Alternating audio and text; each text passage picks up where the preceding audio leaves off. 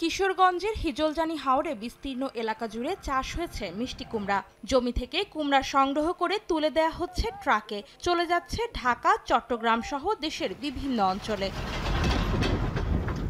এমন ভালো ফলনেও হাসি নেই কৃষকের মুখে, কারণ মিলছে না ন্যায্য দাম। গেল বছর 20 থেকে 25 টাকা কেজি দরে মিষ্টি কুমড়া বিক্রি হলেও এবারে দাম নেমেছে অর্ধেকে। তাই অনেকের কাছেই এখন গলার কাটা এই কুমড়া। হতাশ হাওরের কৃষকরা। খরচটা কোনো রকমে উঠে বা না উঠে, ধরুন লেবার কাটায়া জমি চাষ করে সম্পূর্ণ খরচ বাদে আমাদের এবছর কোনো বেনিফিট থাকবে না। খরচ হয়ে প্রায় 12,000, বিহু হইতেছে 8,000, 9,000, 10,000। সর্বনিম্ন 7 টাকা, 8 টাকা থেকে শুরু করে 11 টাকা, 11.5 টাকা পর্যন্ত বাজার আছে। কৃষি বিভাগ জানাচ্ছে, তারাইল উপজেলায় 300 ও ইটনায় 250 হেক্টর জমিতে মিষ্টি কুমড়ার আবাদ হয়েছে। অন্যান্য সবজির আবাদ বেশি হওয়ায় বাজারে মিষ্টি কুমড়ার চাহিদা কম। অন্যদিকে যোগান বেশি থাকায় ভালো দাম পাচ্ছে না কৃষক। এমন তথ্য তুলে ধরে দেরিতে কুমড়া সংগ্রহের পরামর্শ কৃষি বিভাগের। যেহেতু রমজান শুরু হয়ে গেছে, এখনই সব হারভেস্ট না করে ধীরে ধীরে তারা হারভেস্ট করুক।